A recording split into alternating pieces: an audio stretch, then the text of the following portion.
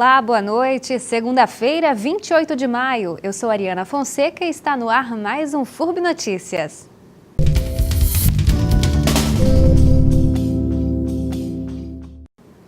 A greve dos caminhoneiros chegou hoje ao 8º dia e, por enquanto, não há nenhuma perspectiva de normalização.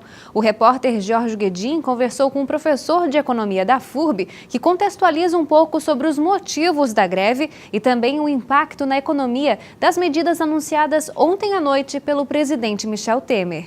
Em primeiro momento, foi uma paralisação já pré-anunciada, devido a condições de trabalho bastante deterioradas que já vinham se revelando nos últimos anos, principalmente nas categorias de transportadores autônomos, mas atingiu, em geral, todo o transporte rodoviário, principalmente no país, e que eclodiu principalmente com a política nacional de reajuste de preço de combustíveis, né? Então, tivemos nos últimos 12 meses um reajuste de cerca de 22% no diesel, o que leva a variações constantes nos preços das bombas, a uma incerteza quanto à planilha de custos, porque ao você contratar um frete, e que vai ser pago posteriormente, na hora que você vai recompletar o tanque e fazer um novo frete, você já tem uma alteração do seu custo, o que levou ao ápice de insatisfação, principalmente dessa categoria, que perdeu muito da sua margem de contribuição, principalmente nos anos de 2015 e 2016, que foram anos de retração econômica, onde até a frota de transportadores independentes diminuiu drasticamente, de acordo com as estatísticas da Confederação Nacional de Transporte. Então, as medidas foram muito limitadas em relação ao que o governo federal pode negociar inicialmente, em termos de tributos, que basicamente é o PIS, COFINS e a CID, que representa a maior carga tributária ainda é do ICMS de cada estado, mas isso o governo federal não tem gerenciamento direto para negociação, então isso é uma limitação no que se refere a tributos.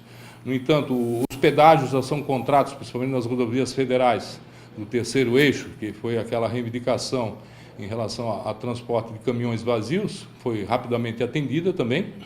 Então, isso já foi uma reivindicação colocada, mas existem outras questões ainda que são mais estruturais, né? A insegurança na estrada, o fato que, por exemplo, nós temos apenas uma empresa de seguros hoje no país que financia ou faz seguro de caminhões, extremamente elevado. A maioria dos caminhoneiros independentes não tem seguro, né? Fazem um processo de autosseguro, uma situação extremamente frágil, né, em relação à segurança nas estradas, roubo de cargas, etc. Tudo isso é um somatório de fatores altamente desfavoráveis que levaram os caminhoneiros a se organizarem em rede, principalmente, numa liderança difusa.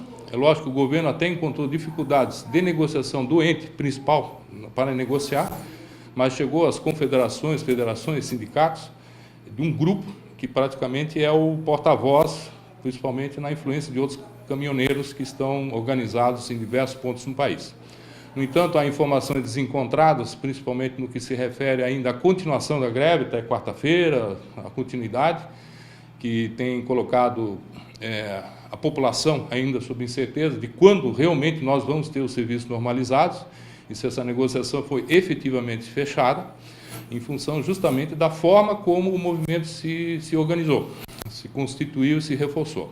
No entanto, vamos aguardar os próximos acontecimentos em relação ao dia de hoje e amanhã, principalmente no que se refere ao desbloqueio das estradas e a assinatura de um acordo, que já saiu um decreto-lei, inclusive, para o governo federal, e os próximos passos.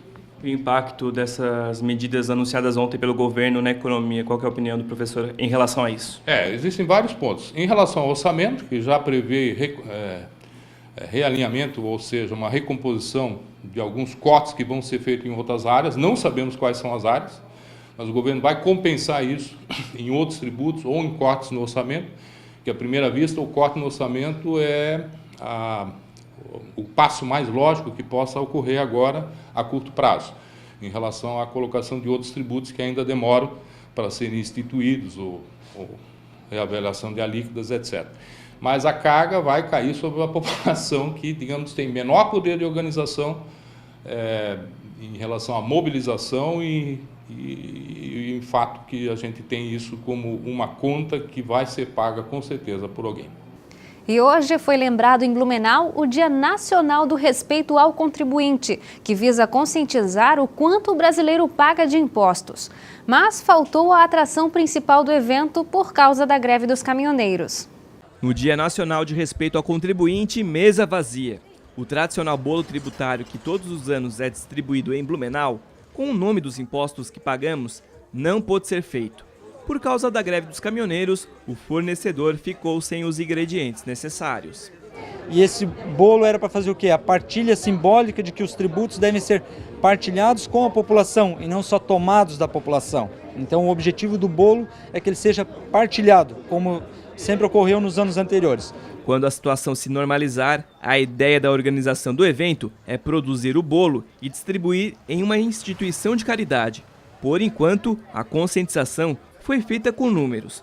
O impostômetro, painel que mostra o quanto já pagamos de impostos em 2018, foi instalado na rua 15 de novembro. Em 2017, o brasileiro teve que trabalhar 153 dias apenas para pagar tributos. Além disso, o tema do evento deste ano, promovido por sindicatos e entidades patronais, foi o associativismo, para reforçar que um país melhor e com mais igualdade se constrói unindo forças. Porque as entidades, neste momento, precisam do apoio da entidade, das pessoas, da população, dos empresários, dos profissionais liberais, para que elas apoiem as entidades organizadas, sejam entidades de professores, entidades de profissionais liberais, entidades de empresários, entidades de bairros, as associações de moradores precisam ser apoiadas pela população.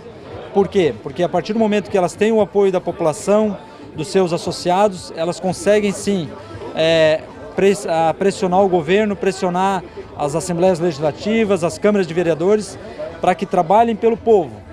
O FURB pelo Mundo de hoje traz o depoimento da aluna de Direito da FURB, que está fazendo intercâmbio na Universidade de Porto, em Portugal.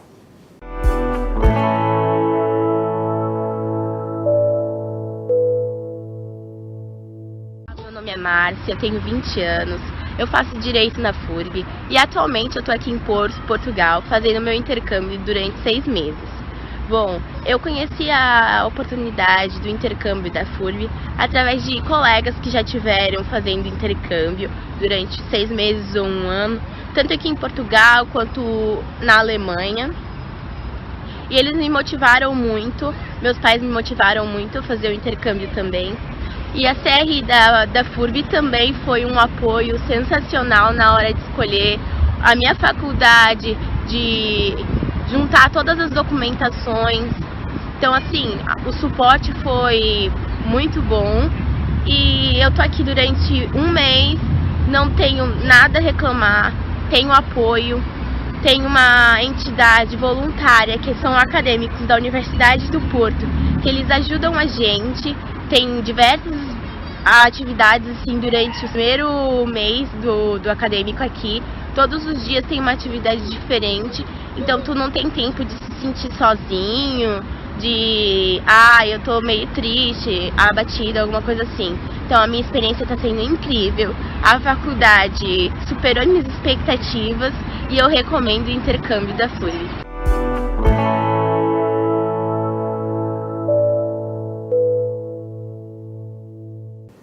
O FURB Notícias termina por aqui. Lembrando que amanhã e quarta-feira as aulas e as atividades administrativas na FURB estão suspensas. Uma boa noite a todos.